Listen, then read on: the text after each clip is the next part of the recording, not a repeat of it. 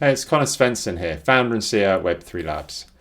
This is a conversation I had with Michael Saunders, co-founder and chief storyteller at Horizon Blockchain Games. Michael has been fascinated with Web3 ever since meeting Vitalik Buterin back in 2014 at a small meetup in Canada. This is way before Ethereum was a well-known thing. For the past 4 years, he's been working on Horizon Blockchain Games, who are building out cutting edge gaming technology using Web3, which doesn't have all the usual hallmarks of clunky Web3 experiences. In our conversation, we discuss how Horizon have managed to achieve this and why it's so important for the gaming industry to be embracing Web3. We also discuss some of the innovations in Web3 that Horizon have been responsible for and why their trading card game Skyweaver is so well suited to the space. When I first played Skyweaver, it blew me away what they'd achieved, and I really encourage you to check it out, of course, after you've listened to our discussion. Hey, Michael, it's absolutely awesome to have you here today. Thanks, Connor. I'm really excited to be here. And so I love to always start by asking our guests about their journey in Web3 and what was it that actually first caught your interest in the whole space? What was the catalyst that got you interested? But then from there, how did you end up working in it? Yeah, so I mean, honestly, what first piqued my interest was hearing about Bitcoin in 2010 on a CBC News report, which is a Canadian news outlet, and they were talking about this decentralized hacker money. It sounded really cool, and I actually, in that moment, had this intuition that okay, this is the future of currency, this decentralized approach to it. And then one of my good friends, Simon, I was talking with him. He is deep in the space. And in January of 2014, I actually met Vitalik Buterin, Ethereum's inventor. And this was 18 months before Ethereum's launch. So I was in a room, a place called Bitcoin Decentral in Toronto. And Vitalik was speaking to a room full of about 20 of us. And he was like 18 years old at the time, talking about Ethereum and smart contracts and decentralized governance and honestly all these concepts which at the time they flew over my head like 90% of them, but I was covered in goosebumps. And I told my friend that I think Vitalik is an alien from the future here to teach us about technology, economics, and love. And I still think that. So it was actually, yeah, in January 2014, before Ethereum was even a thing, that I fell in love with what we now call Web3, right? Like, obviously, it wasn't being called that back then, but this programmable internet where there would be symbiotic economies where both users and creators would share in the value generated by the networks they participate in. And it fascinated me. And so I spent a number of years like further immersing myself in the ecosystem, and then just meeting a lot of really wonderful people in the Web3 landscape. And I thought a lot about like how can we actually have these technologies realize their potential, and how can they benefit as many people and entities around the world as possible, because especially back then, like, it was super esoteric for most people. Like, I was creating Google Docs, trying to, like, 7-page Google Docs, trying to share with my friends like why this is important, and kind of like lead them down like just different research paths. I wasn't trying to convince them of anything, but I just wanted them to like arrive at their own understanding. But not everyone wants to read a 7-page Google Doc with like a bunch of hyperlinks, right? So it wasn't until I met my one of my co-founders and our CEO, Peter Kieltika, at Horizon in late 2017. And to my knowledge, he's the first person to ever conceptualize blockchain games. And as soon as he told it to me, I thought, holy shit, this is it. This is how we can welcome the world to Web3, to crypto, and do it in a really fun and loving way.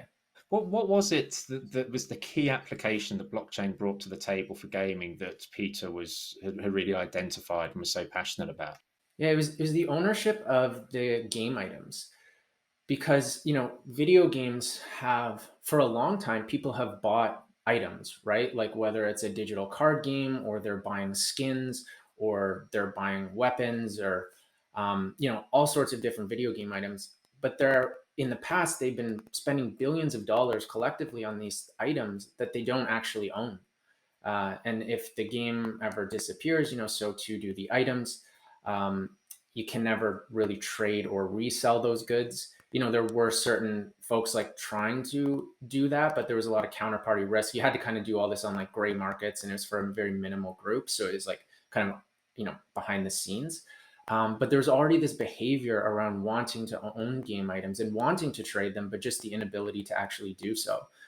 So Peter and there's Ian, Daniel, and Will, the other co-founders as well, had this idea that in a trading card game, the cards themselves are the cryptocurrencies.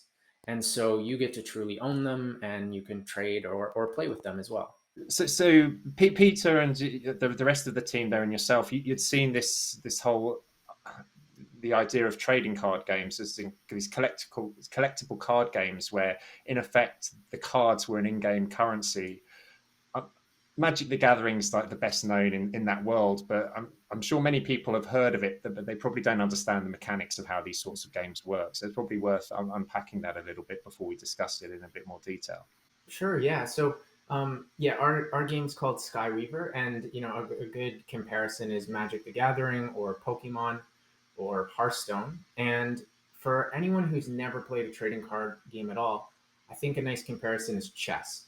In that chess is a turn-based strategy game where in chess you have 6 unique characters, right? Like you have your king, your queen, your bishop, your rook, your knight, and then a number of pawns. So 6 characters, all with different abilities and mechanics. And you go 1 versus 1 turn-based in order to defeat your opponent. A trading card game like Skyweaver, for example, actually has at the moment 530 unique characters. And of those 530, you assemble a deck of 30 characters, 30 cards.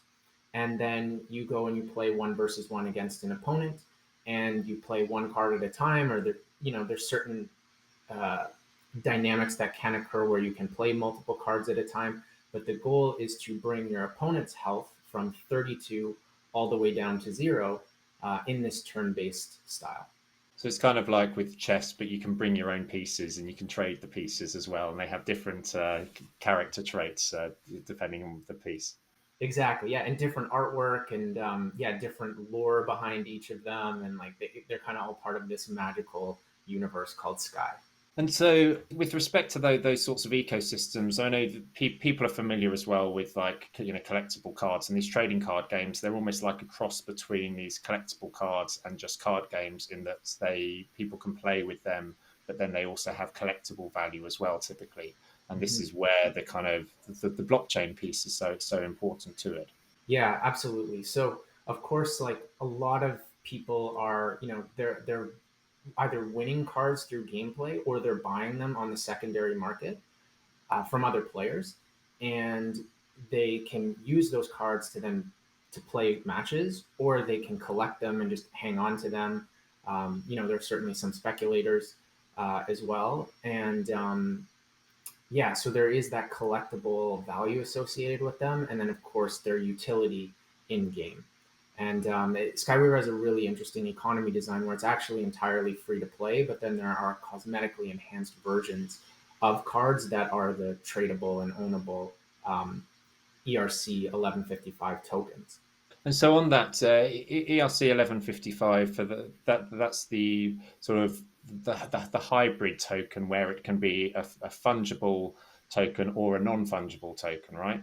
Yeah, yeah. So we actually co-authored the ERC 1155, what's called multi-token standard, specifically for Skyweaver, and it's now seeing adoption across a number of Web3 games. And for anyone who knows the ERC 721 NFT standard, it's excellent for unique one-of-one items. So, artwork is a really good use case for ERC 721. But it's not great for video game items in which you would want to have multiple copies of a particular item. So in Skyweaver, for example, let's say we're talking about the Pandora card. There could be, 100,000 copies of the Pandora card, and then maybe the Fun Guy card, maybe there's only 1,500 copies of it. Um, but in order to enable, these multiple copies, we needed to create a new token standard. And this also helps with price discovery and trading efficiency on markets, because with the ERC 721, which is a unique one-of-one item, price discovery is very challenging, right? And then there's sort of bid and sell orders. So there's a lot of inefficiency and kind of friction and a lot of time required to actually buy or sell a good. Whereas with 1155s, in which you can have this arbitrary number of copies, you can actually have automated market maker uh, platforms, exchanges to enable for constant liquidity so that users can instantly buy or sell these items, and the prices of these items can be algorithmically calculated. And we actually created one of those decentralized exchange protocols called Nifty Swap. So you can think of it like Uniswap for collectibles. And certainly, as someone who's, I guess, engaged with the Magic the Gathering communities a little bit over the years, you're very aware of, with these trading card games in the real world, how there are these efficient markets for them. There's these marketplaces online where you can buy these cards, and as you say, it just translates so nicely to the kind of the NFT type model. But as you say, these with the RC 1155, you've got like multiple copies of the same thing, so it's more efficient and better for people overall. But I guess what's kind of amazing thinking about it is that you guys, when you got together in, was it 2018, and created Horizon, there must have been a lot of infrastructure you've had to build out here, because as you say, like there wasn't a token standard for what in effect would support in-game items nicely, and that's an absolutely massive industry. So no doubt Skyweaver's been a very key part of this and actually getting that out there. But there must have been so many different building blocks you've had to actually create in order to get to this milestone of having the game out. Absolutely, Connor. Yeah. So, when we set out at the beginning, we have this vision for a new dimension where economies are fun, accessible, and for the benefit of all participants. And we really want to create products that anyone can enjoy. You don't need to be crypto native. And so we needed to be able to afford a seamless experience to the average internet user. And in order to do that, you're absolutely right. We had to build a ton of the infrastructure around the blockchain, and we had to build a wallet that is conducive to the average person, while at the same time maintaining the purity and the security and the decentralized and non-custodial design of Web3. So throughout our journey, since the very beginning, our like Peter, our CEO, and Will on our team, and other folks over time have deep, deep roots in architecture and open source software, and building these systems. And of course, we have gaming expertise as well. So throughout our journey, we've been solving all of our own pain points with respect to user experience and enabling usability in Web3. So we've been solving all of these pain points and then productizing those solutions in a platform called Sequence, so that now other developers can use our tools to build user-friendly Web3 applications for their audiences. And yeah, I mean, I'm happy to go into more detail and explain all of the different components of that. I think one that I'd really like to talk to a bit more is the Sequence wallet, because I mean, even like I was having a play of Skyweaver, and I went into my account and was able to have a look at my wallet that's kind of embedded in the game, and it's fascinating to see that kind of seamlessness that you've got there with it. So, I sign up with, I guess, the standard Web2 type approaches, whether it's using Google or using an email address, whatever. But then you have a wallet being generated with recovery, I guess, with that. But it's kind of Web3 there. But the wallet part is one that I'd love to talk about more, because something that comes up again and again is that the UX is a big barrier to entry with a lot of Web3, and so no doubt it's something you've been thinking a lot about and you've spent a lot of time on. 100%, man. So, like, we really view the wallet as the gateway to Web3 and really the crux of it all for both users and developers. Because every developer needs their users to access their application via a wallet. And then every user is entering Web3 with a wallet. And up until now, the experience has not been sufficient for enabling mainstream adoption. That's for sure. So yeah, we've gone to great lengths, and we're obsessed over this user first design to welcome the masses to Web3.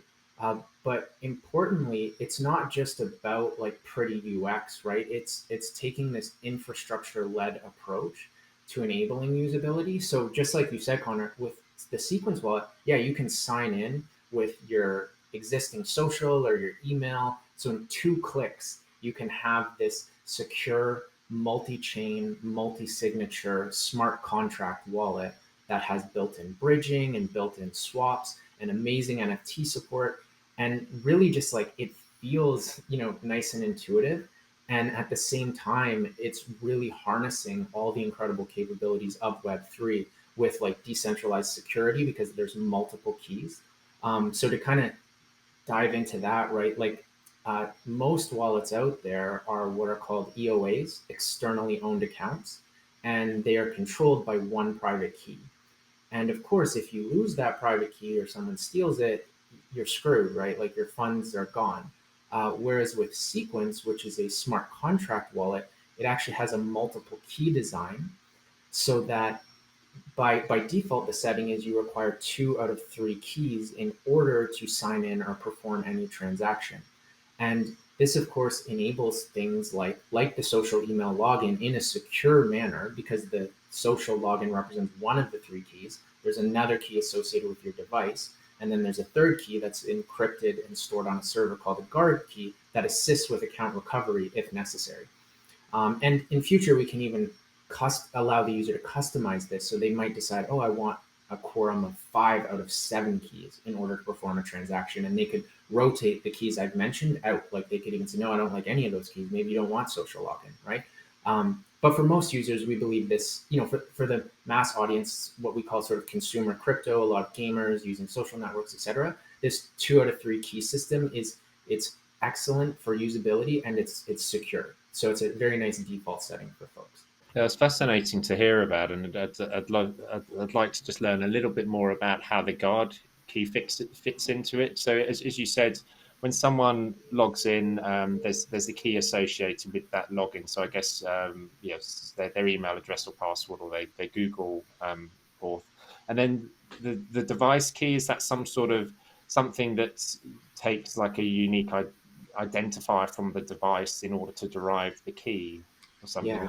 those lines. And then so how does the guard key work in this context? Yeah, so the guard key is just it's encrypted and stored on a server, and it is used in the event that someone needs to. So I'll give you an example. Let's say you're in a taxi and your phone is signed into your wallet, then you don't want someone finding your phone, and it's I'm sure it's going to have a pin code on it, so it's not like that much at risk, but just in any case, like you've lost your phone, so you can go back to your laptop, you sign in to your Sequence wallet using your social credential, and then the guard key comes in and signs it with it, so now you're back into your wallet and you can actually kick out the mobile device and say like you have your sessions in the wallet, and you can just say like sign that device out, which means that it no longer has access to your account. The equivalent analogy to disabling an account, then, would that be that you could revoke a guard key as a safety measure if there was a risk of someone having compromised the username and password as well as the device? Yeah, yeah. So in future, we're going to enable the customization of that, so you could remove the guard key as being one of the authorized signers. Yeah. Okay. No, it's fascinating to hear about, because certainly I think that with gaming, you guys are really thinking about the forefront in terms of simple usability of these services, and so to get just some insight into how that's structured, it is quite eye opening, because in the business world, a lot of people still think in terms of having these singular keys, say, or they might reside on an HSM, but there's still this almost old world architecture approach a little bit there, which, as you say, is quite vulnerable to, if a private key is stolen or something like that, that it can be really problematic for people. Totally. Yeah. And I mean, if anyone kind of wants to dive in and like, read more about the technicals, they can go to docs.sequence.build and you'll see our documentation there. And so, presumably, as well, just from I guess, the commercial standpoint, with having a very vibrant ecosystem of these in-game products, that's kind of the monetization strategy is around sort of primary and secondary sales on these sorts of items, and that's how the business can sustain itself long term as well. Yeah, so we have a few different ways of generating revenue. So one is on the Skyweaver side. Um, we actually don't sell any items from a primary market at the moment because all cards are generated by players through gameplay. So you can think of this as skilled players are actually mining cards into existence. And as I mentioned, it's a free to play game. And so you can unlock all of what are called base cards just by leveling up and grinding and playing. And then this unlocks the complete gameplay strategy to you for free. Just take some time and, a little bit of skill. And then if you are a high ranking player on the weekly competitive leaderboards, at the end of each week, the top players actually mint silver NFT versions of the cards into existence. And of course, these silver versions, they're cosmetically enhanced, they're tradable. And then we have another game mode called Conquest, which is a tournament style mode where you pay to enter with either 1.5 USDC or a silver card. And then you compete, and if you win 3 matches in a row in a conquest, you win this rare gold NFT version of a card, and you get a silver card. And basically, there's different rewards depending on the amount of matches you win in a conquest. But so both the silvers and the golds are mined by players through gameplay. And then in Skyweaver, there is what's called the Skyweaver Market, which is powered by the Nifty Swap protocol I mentioned earlier, which is the automated market maker for collectibles. So players can go on the market and instantly buy or sell cards, and we take a transaction fee on any buy or sell in the market. And so that's how we monetize. And furthermore, we collect the $1.50 entries into the Conquest game mode. Um, and we'll have additional cosmetics in the future as well, things like hero skins and some other ideas as well. So that's how we sort of monetize on the Skyweaver side. And then on the Sequence side, we have swaps built into the wallet. So if users are swapping tokens, we take a small fee there. We also have, because the Sequence can support all EVM compatible chains, so all Ethereum virtual machine compatible chains, and it's currently integrated with Ethereum, Polygon, Binance Smart Chain, and we're adding support for Optimism, Arbitrum, Avalanche, Phantom, and then other networks as demand necessitates. And we actually have built-in bridging in the wallet as well, so that users can easily just bridge assets from one network over to the other, while they're actually staying connected to all networks at the same time, so they don't have to think about switching or like worry what network their dApp's on. But of course, with bridging as well, we could layer in a fee there too, just like a small, essentially transaction fee. And then, there's like enterprise agreements and stuff for some of the bigger companies that we're going to be working with. A few different ways to monetize, in addition to offering like kind of DeFi staking abilities in the wallet as well, which are not live yet, but something that we're looking at. Yeah, that's something I noticed when I was looking at the Sequence wallet, how it spoke about being connected to those multiple networks there in one place, which was there's different what we're used to seeing with many of the other wallets that are out there. You mentioned about then the providing potential connectivity to staking too, and is there one of the topics that comes up a bit when people are talking about the future of Web3 and gaming, and this is this it's what they call GameFi as well. And how do you kind of perceive GameFi, and did you how do you think it will kind of play out? Yeah, it's interesting. I'm personally not a huge fan of the term GameFi, at least in the context of thinking about Skyweaver. Um, I think there is probably a category that is appropriately called GameFi, and I would say that those tend to be more like financial applications that have a bit of a gamified experience. Whereas when I think of Skyweaver, I like to call it a Web3 game because it's first and foremost about being a video game. Um, we don't market it as play to earn because we're not trying to set the expectation you come to Skyweaver to make money. Even though some skilled players like they earn quite a bit of value through play, but it's first and foremost about having a rich, strategic, fun game, and that's where we believe we can build a long-term, sustainable community of people who just absolutely love the game and the experience. And so I think like it's funny because we may have been the first people to use the term play to earn in a blog post that we wrote back in early 2018. But we actually don't market that anymore because we just don't think it sets the right expectation. We do talk about play to own because, like, yeah, you play, you get to own those items, but it's not necessarily about making money. So I think GameFi and there is, I guess, an appetite for that. I don't think it will appeal to as broad of an audience as something like video games built on Web3 will, that focus on this game first rich experience. So that's sort of how I see the distinction. Now, of course, like Sequence as a platform is going to be connected to all of these different kinds of experiences, right? Like it'll support GameFi experiences, it'll support Web3 video game experiences. So it's compatible with all of them. Got you. Yeah, and it's quite a key distinction there. I like hearing this idea of play to own as well, because the one could argue even with the the current crop of games which have their own closed marketplaces. I mean, they can be quite restricted in terms of what's allowed to be sold outside of them, but at the same time, for some of them, you could certainly talk in terms of play to earn as well in those instances. Um, so with Skyweaver, how long has it actually been out for, and and how long did it actually take you to develop it? Because we've spoken about these different components that have kind of been built as a result of having to get this game out the door.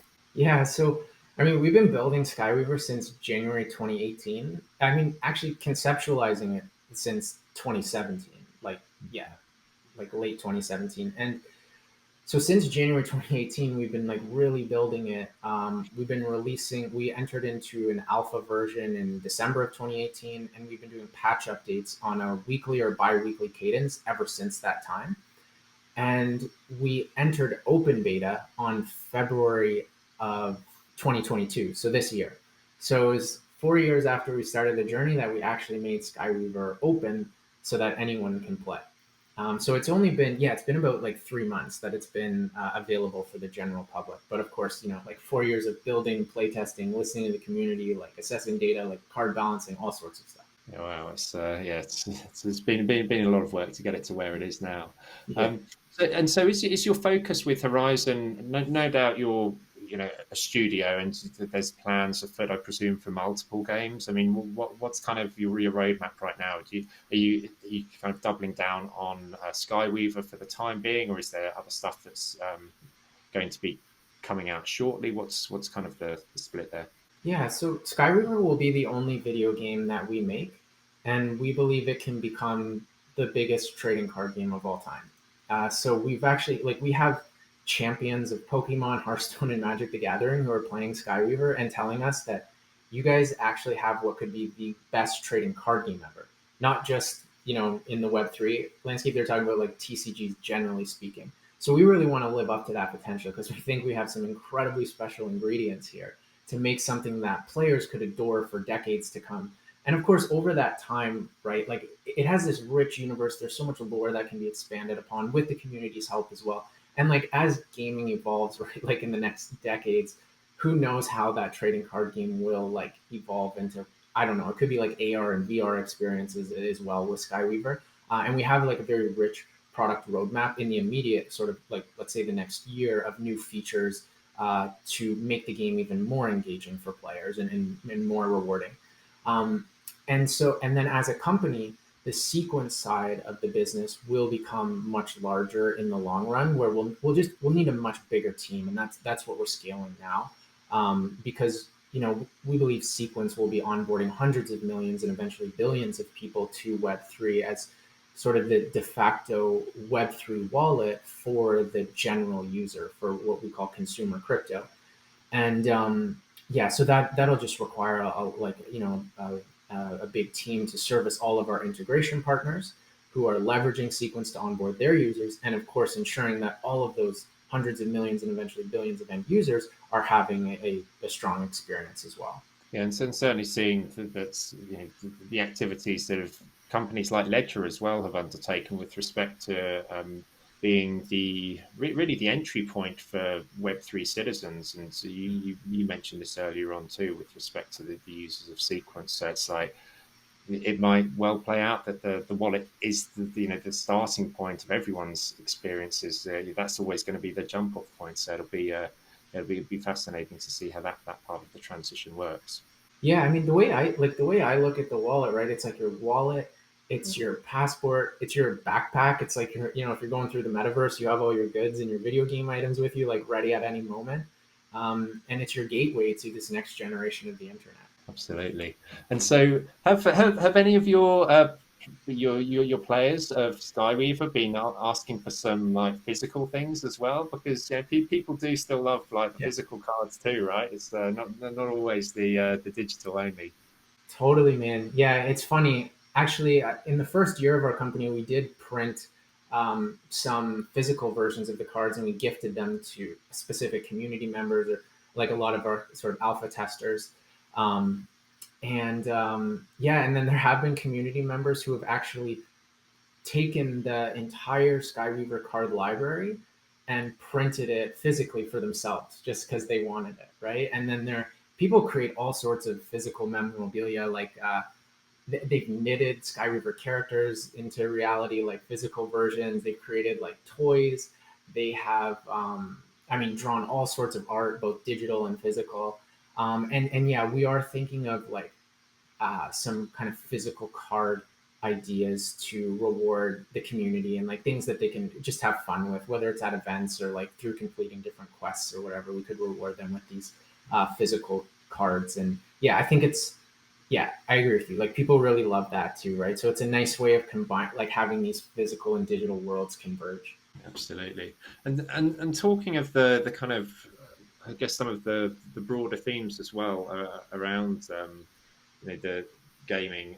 What are your views around the standardization? Because of course you've got all of these assets and so on that they're using standards from Ethereum like ERC 1155 for certain types of asset, but of course there's going to be certain features or details of those, or whether it's metadata that you have encoded in these digital items that's kind of specific to Skyweaver. And so, is it something that you have an outlook on at this point? So I appreciate there's no doubt a balance between just getting the stuff built out the door so people can use it and feed back to it, but then there's also that bigger picture thing of is it just about having these things that are tradable and they're kind of more going to stay aligned with Skyweaver user base, or is there going to be much broader opportunities where you could take something from Skyweaver and find a way to put it somewhere else?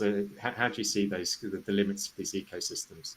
Yeah, I think it's such a cool contemplation and like philosophical exploration because I think that, right now there's not an immediately obvious expression of interoperability for the Skyweaver cards in, let's say, different game worlds or whatever. I mean, I think it does make sense in terms of like if you were hosting a museum in the metaverse, you could have your Skyweaver cards on display, and that's pretty straightforward. I think like the social element of interoperability makes a lot of sense in the metaverse, where you can bring your items as kind of like like status items or like almost like you wear clothes, like fashion accessories. And I think that makes sense of bringing these items and having them be interoperable everywhere. In terms of competitive video games, I think it's a bit trickier to figure out because, like in Skyweaver, for example, if we welcomed, I don't know, cards from a different game like Magic the Gathering Arena, well, it's so like, I don't know how you would balance that, right? And like, what are the limits? And it'd throw everything off. It would also change the aesthetic. So it might not be as immersive and look as good for the players. So I think that element's like a bit harder to figure out. And I'm not sure what it'll be, right? Because even to your point, there are technical considerations around it too. Like, how does that object render in another game environment? Because even though like the ERC 1155 standard is like the metadata is standardized, not necessarily like the expression of that art in some other world, it is not necessarily standardized. So I think it'll be like a really cool kind of next couple decades as we, just discover how this should be. And maybe it is just that it's like the social element of it is what you get to bring into all the different worlds, while like maybe it doesn't make sense to bring certain things into a competitive game.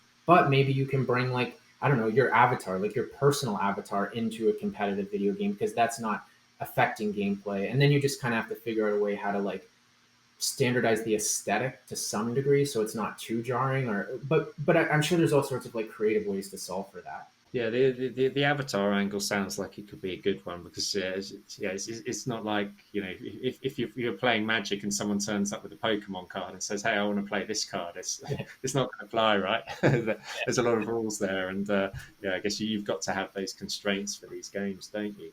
Um, so, I mean, there's been so much chat about the metaverse in the last 6 or so months, especially ever since there was that well, I guess infamous, depending on how you phrase it, rebranding that happened. But what are kind of your takes in terms of at one level you do have these like Web3 projects that are focused on metaverse initiatives, and you have the whole push towards VR, AR, and so on. But do you feel like there's any big changes that are likely to be happening anytime soon, or do you feel like it's going to, we know that Web3 has, is this great potential behind the scenes there, and the work that you guys are doing is really embracing a lot of that. But then there's this other piece about, the fundamental ways in which people interact with these things. And how do you see that playing out? Yeah, I mean the exploration of the metaverse and how it'll evolve always makes me wonder if we're already existing inside of a blockchain-based virtual reality right now, right? And then we're just layering in this other dimension of experience. Because I think Web3 does enable the metaverse, right? Because it enables this sense of ownership and transferability and trade of the items that you'll experience in the metaverse, so that they inherit, let's say, physical world like properties in this digital environment. And I do think, like, I think all of these technologies are going to play a role in the metaverse, right? Like, I think the virtual reality experience will play a role. I think the augmented reality experience will play a role in this new, you know, I guess, dimension of reality. Mixed reality, XR, like, I think all of these things will play a role. And like Ready Player One, it has a bit some like dystopic vibes to it, kind of. But I do think this realm that you can go and explore, and even explore different identities and personas and stuff, that differs from the physical world. And how exactly it unfolds, it remains to be seen. I don't think anyone has that figured out, but I think it's a really cool exploration, and I think we can manifest like a very beautiful version of it, right? Like I heard this term protopic the other day. Actually, Grimes said it. She was talking about how like utopia is a bit. Some people find it a little too like airy fairy and unachievable, and we certainly don't want the dystopia. But like protopia is this like positive version of the future that we can strive towards, and it's like achievable. And yeah, I actually think like the art and the aesthetic in Skyweaver is kind of alluding to that. And yeah, I think it's up to all of us. It's like our new creative playground that we're all going to collectively create. And I think Web3 is a massive enabler of that. Yeah, and this is something that I guess you're a very firm believer in, as you said before you started working on Horizon. But it's this idea of finding the most ethical approaches to all of these things, and so on and so forth. And so, outside of gaming, like what are some of the other areas about Web3 that you're very passionate about and you really see being it really empowering, whether it's people, businesses, or the world in different ways that you care about? Yeah, I mean, there are a number of them. Like, I'll start with music, because a lot of my friends are like some of the best musicians in the world, and some of them have been recognized as such, and then others are like kind of, they're known amongst their friends, but they don't have this sort of broader awareness, right? And of course, I think we all know that monetization in the music industry has not always been favorable towards the artists themselves, right? Like, there's a lot of sort of uh, middlemen that are collecting massive amounts of money, while only a small handful of artists are really earning significant amounts of revenue. And I think I have seen statistics that it is becoming better, that like even with technologies like Spotify and stuff, more artists are actually earning like reasonably significant amounts of money compared to prior to Spotify. But I think that this can go like way beyond that, where artists are just, they're being compensated based on the number of plays or streams, and they can even have art that is like they could put it on a platform and then someone else could leverage it by like either remixing it into their song or incorporating it into their video creation or their game experience in a permissionless manner in which the original creator receives like royalties of some sort every time that secondary or tertiary or so on and on kind of iterations or expressions using that original piece of art, so the original creator gets like compensated every time down the line, right? So I think that like elements of that are really interesting. And um and I should give credit to my fiance Pandora, because she was really the one who like told me about that kind of thought. She was thinking of a platform like that. And so I think music is a super fascinating area. And of course, that same concept is, I think, applicable to video creators and visual artists as well. You can kind of use that same structure. And I think there are also other like really cool environmental initiatives. So I have seen these sort of DAOs and projects. I'm blanking on the term. It's something Phi, I think. But anyway, it's this initiative to like, just as an example, it's like there's, let's say, a tree planting component associated with every transaction or every particular NFT sale or something of that nature, right? And I think there's these really cool opportunities to take the digital world experience and then have it be additive and beneficial to the physical world experience. Because personally, like I hope that we don't achieve some like disconnect between the physical and the digital. Like that's not what I'm hoping for. Like I want it to be more harmonious, so that what we do there is actually it's like helping Mother Earth at the same time. And I mean, there's probably all sorts of other like well, I know there are like I think financial inclusion, for example, I think is incredible with Web3. Like with a sequence wallet, right? Obviously, we know there are billions of people who are unbanked in the world, and with a sequence wallet, anyone with an internet connection can have access to decentralized finance and like this next generation of economies and internet experiences. And the number of internet connected individuals in the world is growing, of course, every year. It's already at like 4.7 billion people, and it's trending towards 100% of people over time, right? So like that's another area that I think Web3 just really can make the world a better place. And yeah, even things like all sorts of artistic expression too. I think yeah, those are just a few ideas that are kind of at the top of my awareness at the moment.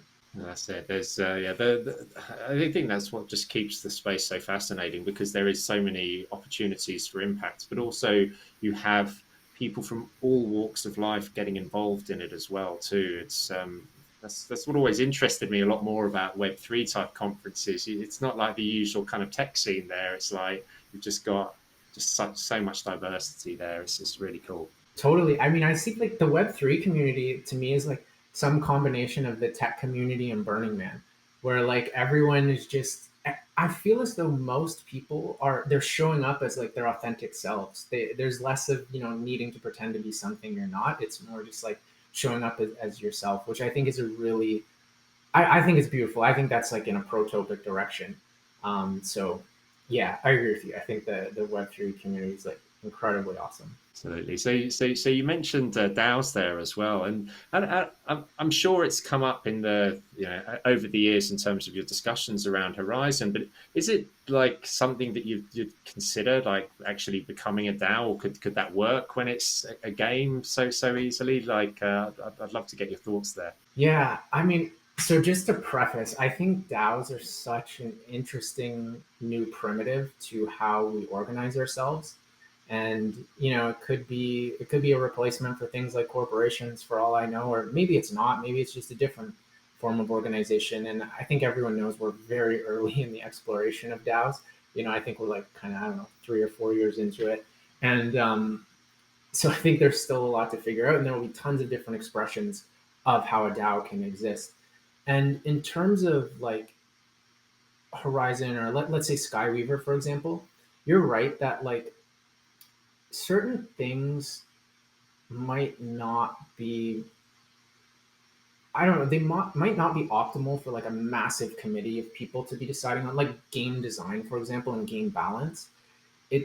To me, at least at the moment, it seems much stronger to have like a select group of game designers who really understand game balancing and game mechanics to lead that and own it, right? Because it's like, even in our community, we're always listening to feedback and like constantly, we love our community sharing feedback. But sometimes people will ask for a specific feature and you realize like, oh, it's not actually that feature that they want. They're trying to solve this other problem that they have. But there's actually like this alternative way to actually go about that, which maybe they're just not thinking of, right? Because they're just not a game designer, and neither am I, right? Like I wouldn't know how to figure it out either, probably. But so I think like there's certain decisions that do benefit from being made by a select group of people. At the same time, I think you could structure that decision making process into a DAO somehow, where it's like, I don't know, some representative decision making that like this group gets to decide those things. We have talked about in Skyweaver in-game guilds that could become DAOs, and so I can kind of paint a little picture in that. Of course, like in traditional video games, there are guilds, which are typically people coordinating together for like a social reason, mostly for fun, and just playing with your friends. And then in Web3, there are a lot of gaming guilds which are more focused on the financial component, oftentimes, and like the in-game rewards, because a lot of Web3 games they sort of have financial barriers to entry. They're not free to play, and so sometimes it'll cost like $1,000 just to get started, which is obviously prohibitive for tons of people around the world. Like it's not possible. So guilds are created where they will buy the game assets, the expensive game assets, and then they will share it with their guild members. And those guild members can use the game items to then go play whatever game it is. And then the guild and the guild members will share in the rewards that are generated by that specific player's efforts. So it's kind of, yeah, it's this like cool, like collaborative system. And so in Skyweaver, because it's free to play, like you don't really need a guild to kind of buy your game item in the first place just to enable you access. But we do have some guilds working with us already, like a number of them, which are putting up tournaments and just rewarding their kind of community members. But in Skyweaver, we've thought about this idea of you can create your own guild in the game. And what this might look like is, let's say you take a silver card, let's say you take the fun guy card, and you need to burn 5 of them, and then you get to create the Fun Guy Guild, where Fun Guy is your mascot, and he's this mushroom-looking character, just so everyone knows. And so you have the Fun Guy Guild, and then in order for someone else to join your guild, maybe they have to burn 1 silver card, and they become part of the Fun Guy Guild. And then if you're part of that guild, you can actually share your cards with one another, and you can do group tournaments together, and you can like play together. So it's kind of this combination of the social coordination of Web2 gaming with the ownership ability of the Web3 gaming. And then getting back to DAOs, like we could actually make this so that when you create a guild, you're actually creating a DAO. And so when you create the Fungi DAO, let's say every new member, they actually get minted an NFT saying like, I'm part of this Fungi DAO. And the first NFT, number 1, and then second member gets NFT number 2. And then there could be like preferential treatment within that DAO based on who gets first choice in terms of which cards they get to borrow from the group or use from the group. And then those DAOs could create their own organizations that are independent of Skyweaver, really, like or Horizon as a company, and they have their own websites and their own tournaments and their own discords that are code gated or NFT gated. And like, yeah, so I think there could be tons of DAOs like participating in the Skyweaver ecosystem and economy. So those are just some ideas in terms of like a company becoming a DAO.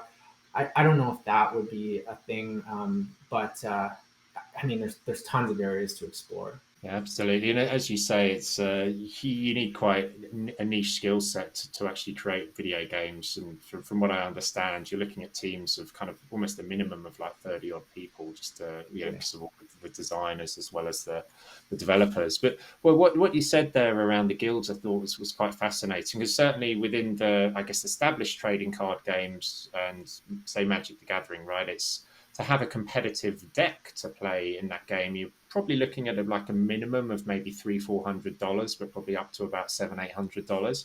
And so I don't know in terms of within Skyweaver how much a competitive deck could, if you have that sort of mechanic in there, but hypothetically speaking, right? If you had a certain barrier to entry around cost of the really competitive decks, and you had this DAO structure that could loan those cards and then retain some of the earnings, you could empower a lot of people to get access to play at a really high level, get that experience without necessarily having the financial means to do it themselves. 100%, man. Yeah, 100%, Connor. Because yeah, as I mentioned, you could unlock all of the cards through free play, which gives you like unlocking the gameplay strategy. But of course, some people are going to want to buy the cards because they're not going to want to take all that time, and they're just going to want to like start building their own deck. And so all silver cards trend around $1.50. And this is because you can enter a conquest game mode with either $1.50 or a silver card. So due to the sink in the economy, the price ends up trending around $1.50 for the silvers. Now gold cards fluctuate anywhere between like $8 and like 1,000. So they're kind of all over the place.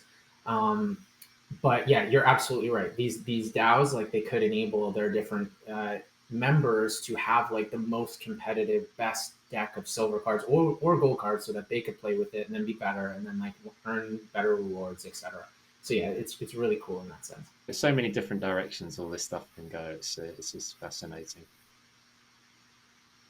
So, in terms of I guess the broader video game industry landscape, do you feel like there's many like big companies who are kind of at that point where they're likely to be launching some serious competition soon for this sort of stuff? Yeah, yeah, man. Like, we were at GDC, Game Developers Conference, in late March in San Francisco, and honestly, like, pretty much every single one of the big gaming companies approached us and said, like, yeah, we're thinking through our Web3 strategy.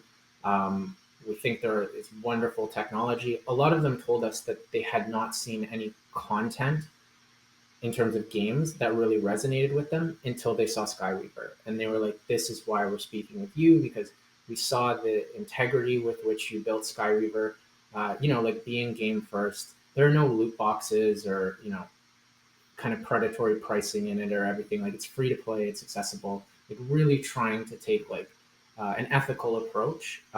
It's not the only approach, of course, but just this, what we believe is what we want to put forth into the world. And they see Skyweaver, and then they're like, oh, how did they make all that? And then they see Sequence as our platform with both the wallet, right, which they see as being this like nice seamless way of onboarding users, and then our whole like infrastructure behind it. Like, we also are offering like fiat to crypto on ramps and direct to NFT purchase, and like we have a blockchain indexer and this transaction relaying service and a token and NFT minter, and of course Nifty Swap protocol, so they can build custom marketplaces. And we have audited smart contracts and super node services. So they all of them are like looking at this space, and I think you're going to see like my belief is that, I don't know the exact timeline, but in the next 10 years, like, I think 90% of games will be Web3 based. I'm sure there's like, if there's no ownership of any item, you don't need to have it on Web3. At least I don't think you do. So there will be some games that aren't, and some people are just not interested in it. But yeah, and I think over the next 5 years, like, I think all the big gaming studios are going to be putting out Web3 games. And it's like with how all the pretty much all games nowadays, you have online play there, and you have marketplaces for them and so on. And free to play was a big thing a number of years ago, and then all of a sudden it's almost the default for all for many games anyway. Yeah. And so, just to try and, I know it's always like a hard question, but if you were to try and pin down when that kind of people will start to take all of this stuff for granted, and it'll just be there. I know that, yes, in sort of 10 years it'll expect it to be commonplace, but Do you think in a few years' time there'll like be some serious traction already with this stuff, in terms of much broader usage, via the, you know, when people are gaming, that it's using this sort of Web3 infrastructure? Because Skyweaver is clearly ahead of the curve there, but a lot of people are going to be playing catch up, and that's probably going to be pushing them as well to try and do stuff sooner than they originally planned. Yeah, so I mean, in terms of the timeline, like we're working really hard at it to enable all of these game creators. And of course, like the big studios, but also independents too. Like our, anyone can use our docs and start building right away. Like they don't even have to ask us our permission. It's free to use. Like, we take some fees, but it's like kind of on top of what you make. So it's like basically free for a developer to use in most scenarios. So yeah, we're empowering all these different creators to serve the mass market. And I think like like smaller teams, startups, especially Web3 natives, like I think they're going to be shipping the content faster. And then you're going to have these big companies that they're going to be strategizing a long time to think about like what is the best approach to this, because of course they're not going to want to ruin like some amazing franchise or IP that's out there. Like one of the biggest games in the world. They're not just going to like slap in a Web3 component and be like, okay, let's just try it out.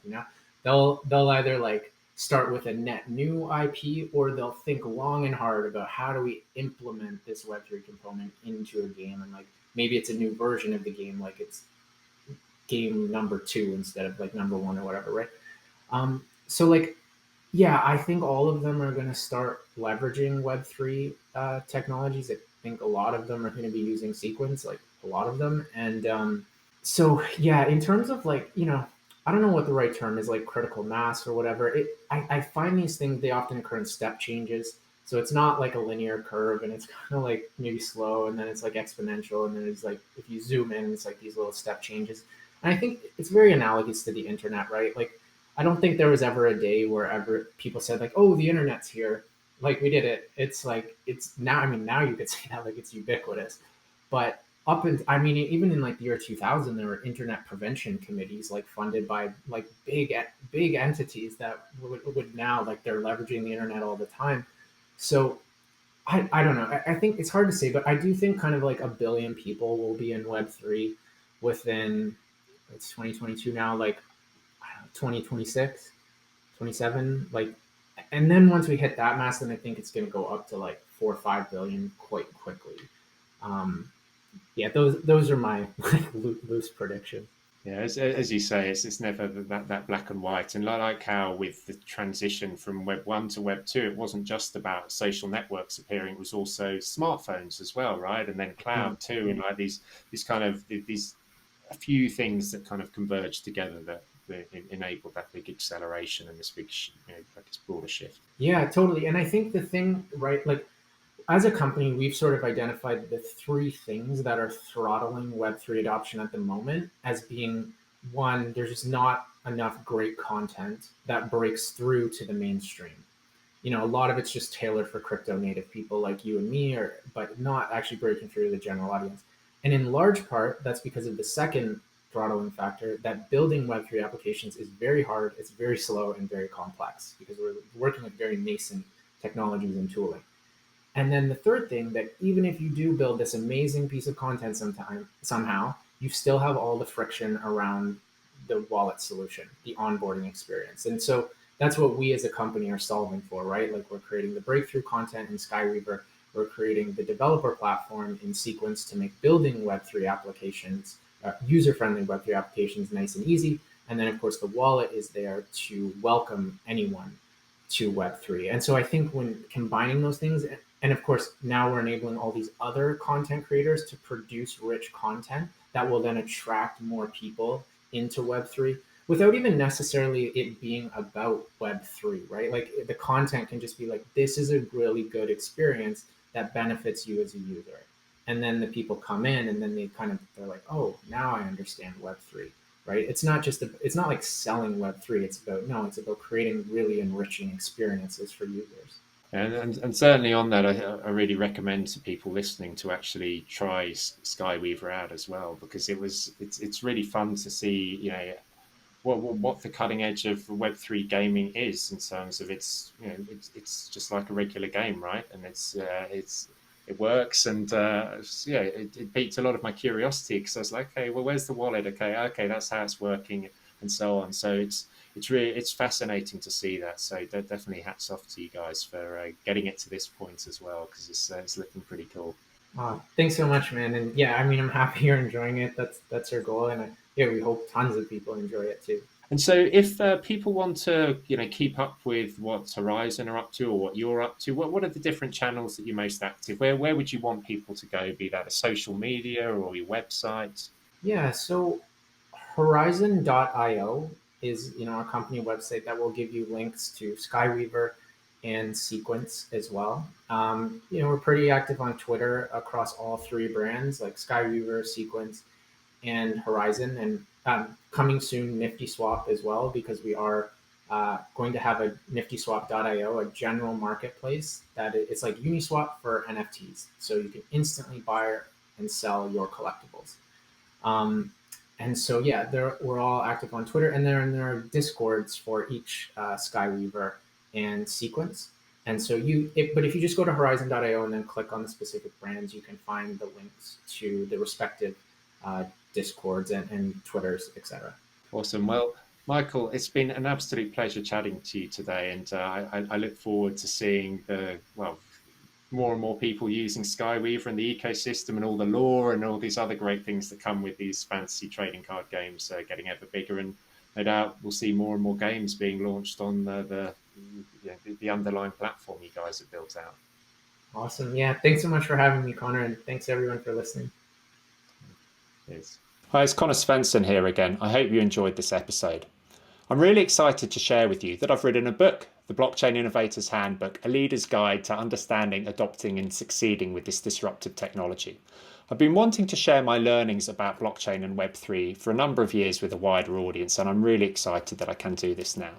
This book covers everything from the fundamentals of the technology through to opportunity identification and implementation for your business to ensure that you can be one of the big beneficiaries of the wider transition to Web3 that's taking place now.